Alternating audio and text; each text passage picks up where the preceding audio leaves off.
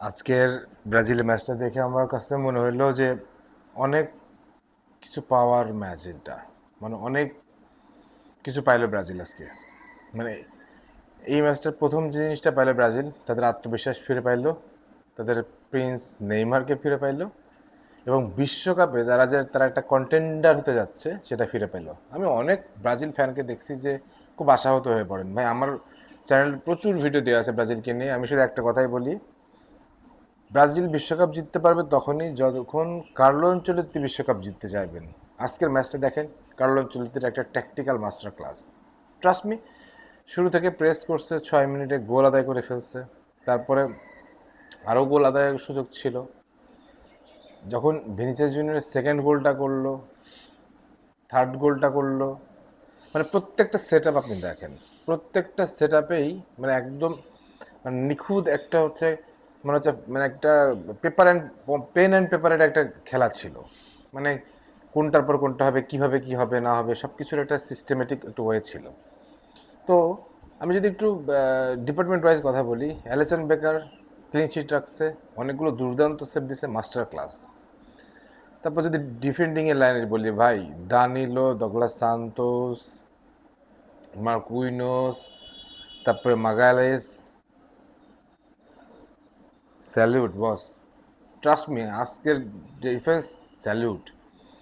আর Bruno Guimarães আর হচ্ছে যে কাসিমিরো যেটা করলেন সেটা তো মানে অবিশ্বাস্য। মানে ডিফেন্স কভার করলেন, তারপর হচ্ছে যে অ্যাসিস্ট করলেন, মিডকে কন্ট্রোল করলেন, টেম্পো কন্ট্রোল করলেন, নিয়ন্ত্রণ করলেন।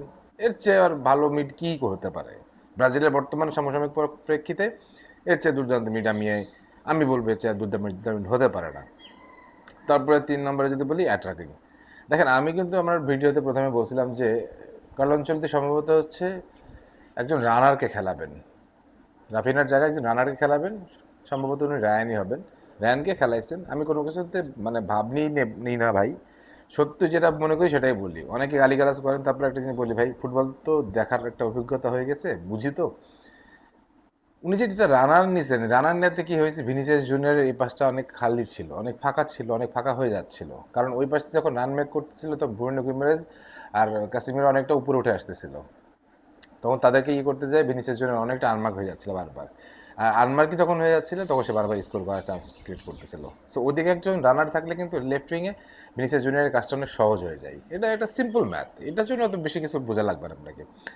এখন আমি এই কথাটা বারবার বলার চেষ্টা করতেছি, দেখেন, কার্লো আনচেলত্তি বিশ্বকাপ জিততে চায় কিনা।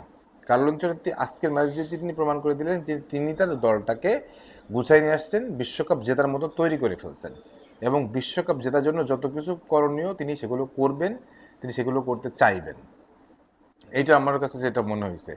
তারপরে তার সাবগুলো ছিল ফ্যান্টাস্টিক, মানে টাইমলি সাব। অ্যান্ড মানে নেইমারের যে ফেরাটা, দেখেন, নেইমারকে কিন্তু আমার কাছে মনে হয়েছে যে খেলানোর জন্য ফেরায় নাই।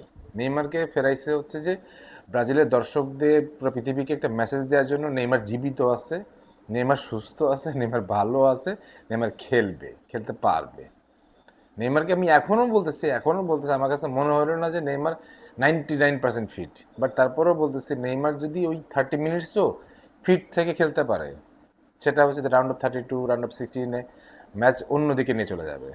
অ্যান্ড এটার জন্যই নেইমারকে মাঠে নামায় দেখায় দেওয়া হলো যে আমাদের অস্ত্রটা এখনও আছে। যাক, আজকে সব হচ্ছে একদম টপ নচ, মানে যাকে বলে 16 আনা ঠিকঠাক, মানে কোনো জায়গায় কোনো ভুল নাই, কোনো জায়গায় কোনো ভুল নাই। শুধুমাত্র মাঝখান থেকে দানিলোর ওই হলুদ কার্ড খাওয়াটা, হ্যাঁ, মানে পাকুয়েটার ওই হলুদ কার্ড খাওয়াটা, পাকুয়েটার কথা স্পষ্ট একটু বলতে হবে ভাই, সিরিয়াসলি। আমি তাকে সবসময় বলি ক্রিয়েটিভ প্লে মেকার, কিন্তু আজকে তার ক্রিয়েটিভিটি দেখাই গেছে, সিরিয়াস ক্রিয়েটিভিটি দেখাই গেছে। ব্রুনো গেমারের সিরিয়াস ক্রিয়েটিভিটি দেখাই গেছে। এই দুজন যে আসলে কতটা ক্রিয়েটিভ, আমি বারবার ভিডিওতে বলছি, এই ক্রিয়েটিভ প্লে মেকিংটা তারা দেখাই গেছে। অ্যান্ড ভাই, পড়ছে তো মালটা কার্লো আনচেলত্তির হাতে।